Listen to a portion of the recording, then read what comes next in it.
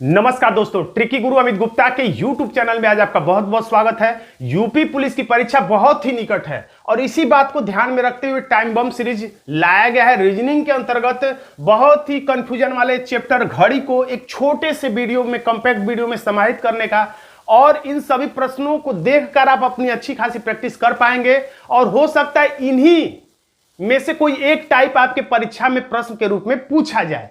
तो चलिए रिवीजन शुरू करते हैं। बस इतना ही पढ़ लीजिए इस जल्दी जल्दी के समय में, तो भी आपका घड़ी का पूरा रिवीजन हो जाएगा। देखिए यहाँ पे कुछ जानकारी हम लोग जल्दी जल्दी देखते हैं। सबसे पहले कोण संबंधी प्रश्नों को हल करने के लिए कौन सी जानकारी अपेक्षित होती है, संक्षिप्त में हम लोग देखेंगे। तो देखिए यहां पर सबसे पहले यह जानना जरूरी है कि एक खाना बराबर 30 अंश, यानी कि एक दो जो निकट वाले खाने होते हैं ये दो, इसके बीच में 30 अंश का कोण बनता है, ये रट लीजिए। या इन दो खानों के बीच में कितने अंश का कोण? 30 अंश का कोण। इन दो खानों के बीच में कितने अंश का कोण? तो 30 अंश का कोण।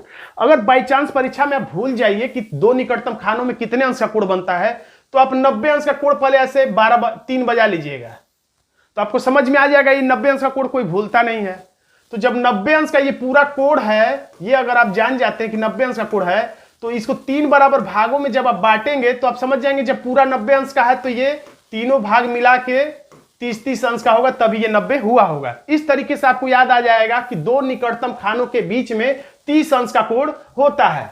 अब कोण वाले जो प्रश्न जो ही पूछे जाएंगे, कोण वाले प्रश्न, तो आपको याद करना है बस क्या, मिनट का आधा। पहले तो लगभग कोण बताना है, जैसे इसमें लगभग कोण क्या है, तो लगभग कोण बताने के बाद मिनट का आधा जोड़ देना है या घटा देना है।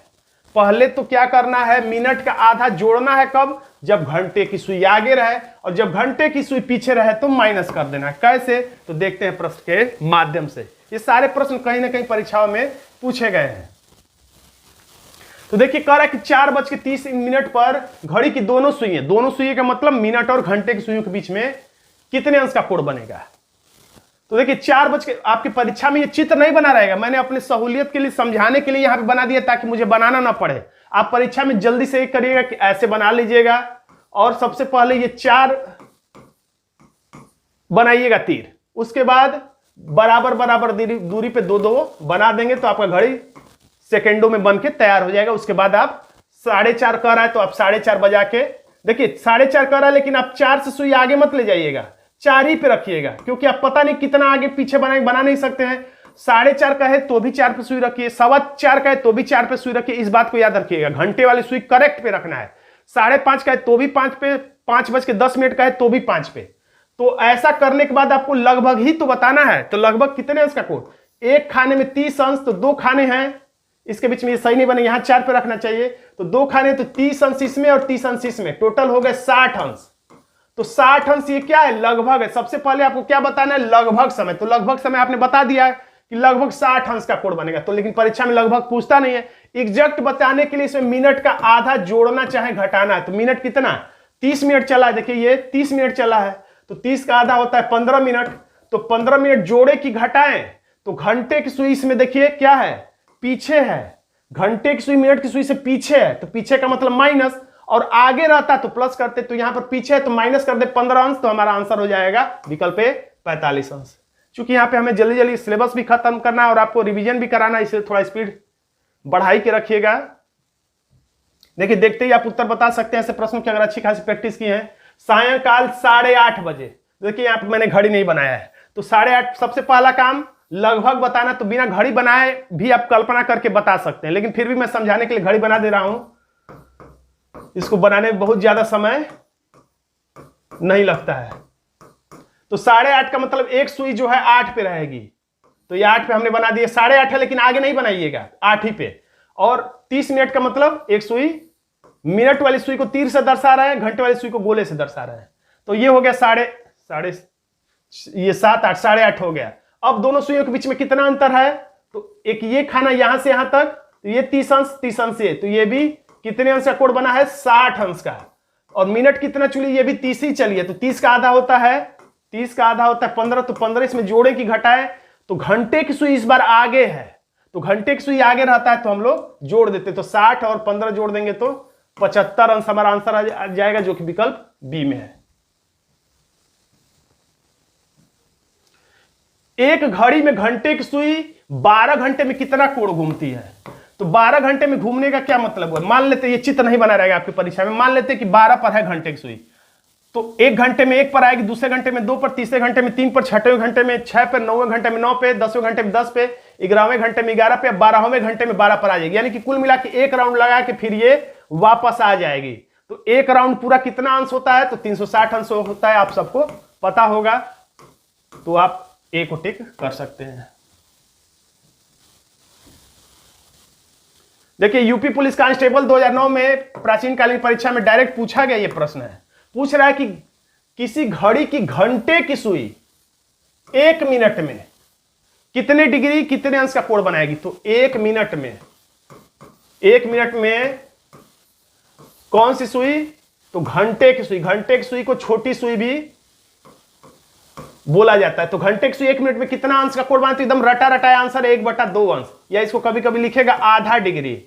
तो दोनों में से किसी विकल्प को टिक कर दीजिएगा। डायरेक्ट ये प्रश्न ऐसे ही पूछा जाता है। और यही 1 मिनट में मिनट की सुई कितना कोण बनाएगी? मिनट की जो सुई बड़ी वाली रहती है वो कितना अंश का कोण बनाएगी? तो रटे रहिएगा 6 अंश। दोनों में से कोई पूछ सकता है। हमारा आंसर हो गया विकल्प सी। एक दिन में एक घड़ी की सुइयां कितनी बार सीधी रेखा में होती हैं? तो पूरा ही आप रट लीजिए, ज्यादा विस्तार से नहीं। कोई सुई 22 बार मिलती है। 22 बार मिलने का मतलब क्या हुआ? जैसे 12 बजे घड़ी की सुई एकदम करेक्ट 12 पर ऐसे होती है, तो इसी को कहा जाता है 22 बार मिले। और 22 बार पिछले का मतलब जैसे जब 6 बजता है घड़ी में, तो जब जैसा रहता 22 बार पिछड़े, यानी कि 22 बार विपरीत। इसको रट लीजिए। और ये भी रट लीजिए, ये कितने दिन का आंकड़ा आप लोग रट रहे हैं? 24 घंटे का। ये आंकड़ा 24 घंटा का रट रहे हैं। अगर 12 घंटा पूछेगा तो इसका आधा बता दीजिएगा, जो भी है 22 की जगह पे 11 कर दीजिएगा।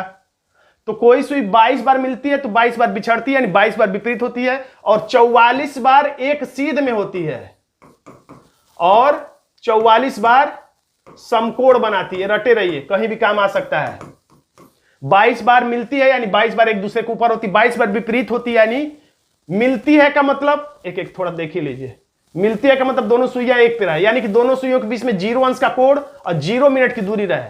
विपरीत का मतलब जैसे 6 बजता है, तो 6 बजता है जब विपरीत होती है तो दोनों सुइयों के बीच में 180 अंश का कोण या 30 मिनट की दूरी होती है। और फिर कह रहे 44 बार समकोण। समकोण का मतलब 90 अंश का कोण एक 24 घंटे में, और 44 बार एक सीध में। एक सीध का मतलब दोनों कंडीशन हो जाता है। जब दोनों सुइयां एक दूसरे के ऊपर होंगी तो भी एक सीध कहलाएगा, जब दोनों सुइयां एक दूसरे के विपरीत होंगी तो भी एक सीध कहलाता है, इसलिए 44 है। तो ये रटे रहेंगे 22 22 44 44। 22 बार मिले इसलिए 22 बार बिछड़े यानी विपरीत, और जो बच गया तो 44 बार समकोण, 44 बार एक सीध में होती हैं। अब दिशा संबंधी प्रश्न देख लीजिए घड़ी का। देखिए ये प्रश्न पढ़ लीजिए, इसमें क्या कह रहा है। एक घड़ी में 3 बजे हैं, कोई दिक्कत नहीं है। यदि मिनट सुई और उत्तर पूर्व की ओर, कह रहा मिनट की जो सुई है, तो मिनट की 3 बजे कौन सी होगी? मिनट सुई यानी ये वाली मिनट सुई होगी। ये मिनट सुई, घड़ी बना नहीं रहेगा, आपको बनाना पड़ेगा। उत्तर पूर्व की ओर इंगित करती है, लेकिन इसमें घड़ी की सुई किधर है? उत्तर में है। ये कह रहा उत्तर पूर्व की ओर इंगित करती है, लेकिन वास्तविकता में ये उत्तर है। तो जो कह रहा उत्तर पूर्व, उधर ले जाने के लिए घड़ी की बड़ी वाली सुई को किधर मुड़ना पड़ेगा? क्लॉकवाइज या एंटी क्लॉकवाइज? तो क्लॉकवाइज मुड़ना पड़ेगा। और आपको पता ही होगा ये दिशाएं, इसे ही कहा जाता है उत्तर पूर्व। तो कितना मुड़ना पड़ेगा? 45 अंश। तो 45 अंश कितना किधर मुड़ना पड़ेगा? 45 अंश क्लॉकवाइज मुड़ने पर जो पूछी जा रही वो दिशा प्राप्त हो जाएगी। तो अब पूछ रहा है कि तो बताए घंटे की सुई किधर होगी? तो वैसे तो घंटे की सुई है पूरब में, लेकिन जब ये अपने दिशा से 45 अंश क्लॉकवाइज है तो ये भी अपने दिशा से 45 अंश क्लॉकवाइज चला जाएगा। तो किधर होगा? तो ये दक्षिण, ये पूर्व, तो दक्षिण पूरब आपका आंसर आ जाएगा। यानी झूठ के हिसाब से झूठ आंसर इसमें बताना था।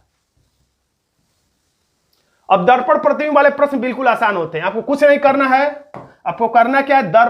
दर्पण प्रतिबिंब समय देकर वास्तविक समय पूछे तो भी 12 बजे में से घटाना है, या वास्तविक समय देकर दर्पण प्रतिबिंब पूछे तो भी आपको 12 बजे में से ही घटाना है। या तो आप 12 बजे में से घटाइए, या आपको घटाने में दिक्कत है तो 11:60। बात एक ही है, 12 बजे का ही चाहे 11:60 के, दोनों में से किसी में घटा के देख लीजिए।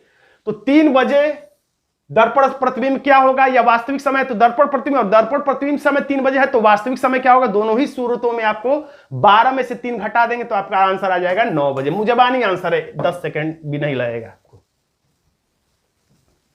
एक घड़ी में 2 बजने पर उस घड़ी की दर्पण छवि क्या होगी, 2 बज रहा है तो 12 में से घटा दीजिए, 12 में से 2 निकालेंगे तो आंसर हो जाएगा 10 बजे, आंसर हो गया बी।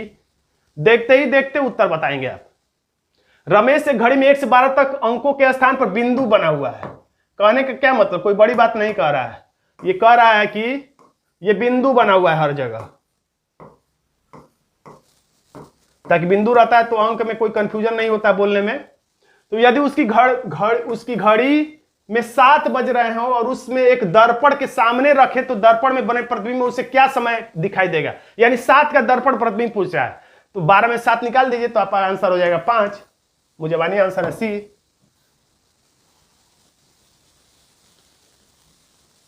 तो दोस्तों आज का ये छोटा सा वीडियो आपको कैसा लगा कमेंट बॉक्स में जरूर लिखिएगा।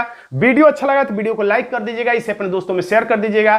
चैनल पर नया है तो चैनल को सब्सक्राइब जरूर कर दीजिएगा। धन्यवाद दोस्तों।